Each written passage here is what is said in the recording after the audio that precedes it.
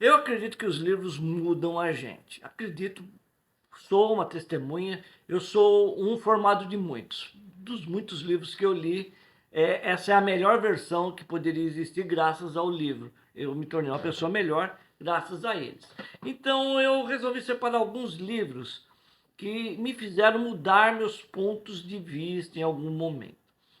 Eu gravei um vídeo bem menor que está lá na outra plataforma, enfim, na plataforma dos vídeos curtos. Lá você também me encontra, Titio dos Livros. Lá na plataforma de Fiote. Onde você me procurar, você me acha. No SPC também você me acha, tá? Enfim. E eu separei alguns livros aqui, por quê?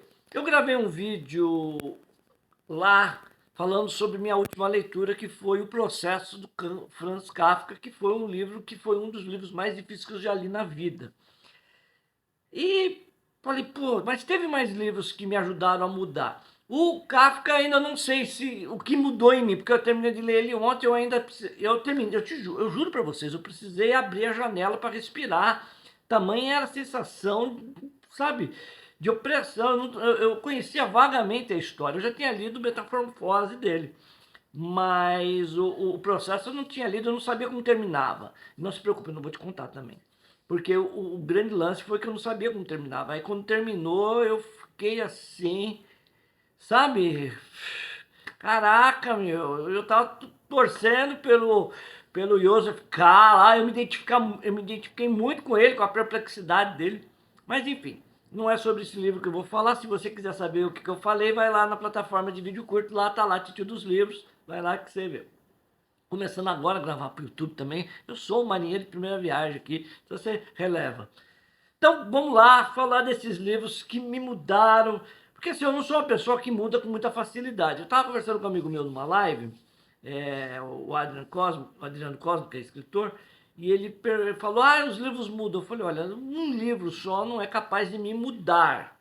Ele é capaz de fazer eu enxergar talvez um outro ponto. São um acúmulo de coisas que vão fazer eu me mover para um outro lado. Então, que eu acho que assim, se a gente tem uma vida tão solta assim, que basta um livro, parece um dente de leão, sabe? Vai pra... Não, aí também a gente fica louco, né? Cada hora é uma coisa. Cada hora surge um. Ah, não, agora. Não, peraí, calma aí. Então, vamos lá, calma. Não sou impermeável, mas também não sou uma esponja, né? Então, com calma. Vamos ver como é que muda, o que não muda, por que eu vou mudar. Então, o processo é lento, não é um processo, na minha vida nada é de demolição, o processo é de erosão, é com calma, tal, para chegar, enfim. E agora eu já falei demais. Se bem que aqui é uma plataforma de vídeos mais longos, né? Pode falar um pouco mais?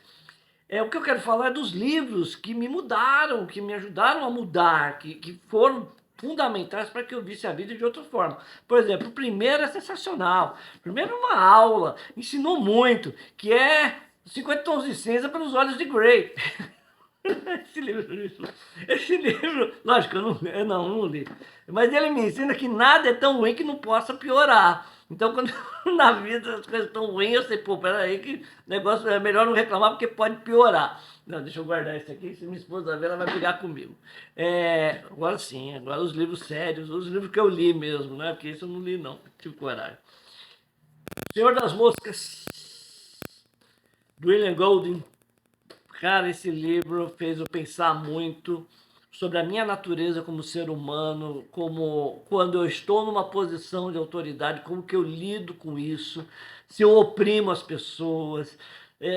Me ajudou a enxergar em mim um ser humano pequeno e autoritário e raivoso sabe, me foi um reflexo e eu olhei e falei, olha, preciso mudar em algumas coisas, melhorar. Então é um livro realmente, se você não sabe sobre a história, é uns garotos que ficam perdidos numa ilha e ali eles começam a montar grupos e tem um grupo, logicamente, dos mais autoritários, liderado pelo mais autoridade, mais déspota tal, e então acontece muita maldade, muita perversidade e o pior de tudo é que são garotos, né? Jovens, meninos, 11, 12, 13 anos tal. Então isso é mais chocante. É um livro fantástico, fantástico. Outro livro que me ajudou muito a ter um olhar mais solidário, mais, sabe, olhar, é A Cidade é a Cidade, do China Miéville. Esse livro é muito pouco comentado, é uma pena que é um livro sensacional. Eu não entendo porque prefácio do Neil Gaiman.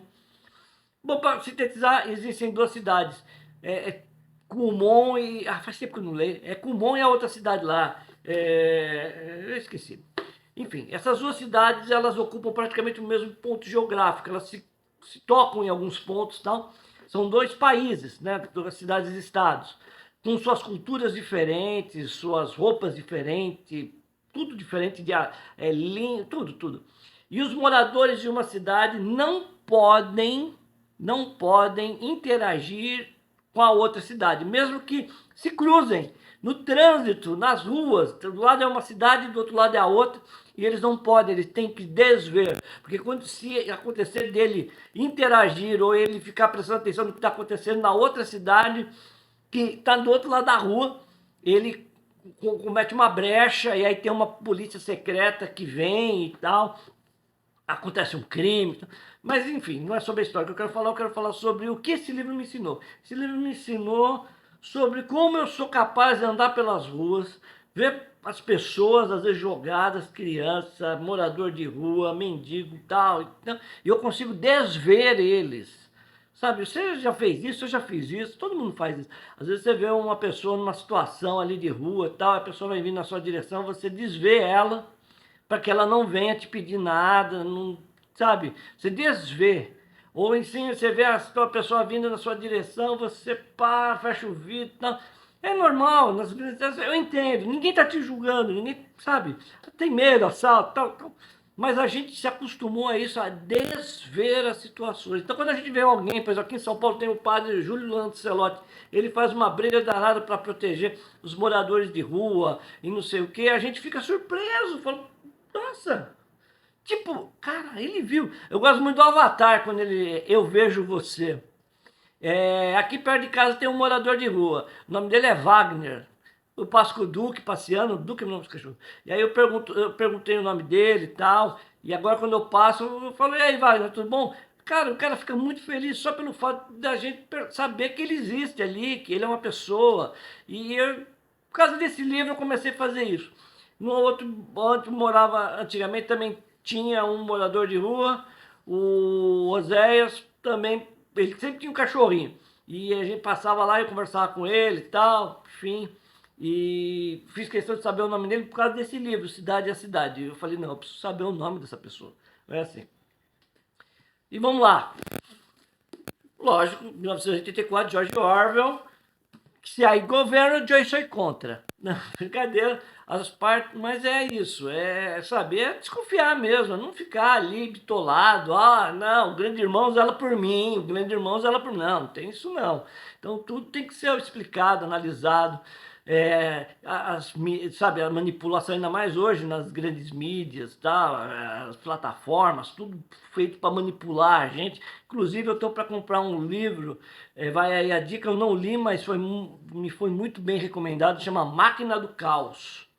É de um jornalista, não sei o que lá, Fincher. Eu estou querendo muito ler. Fala sobre essa coisa dos algoritmos, das redes sociais e tal, como elas manipulam.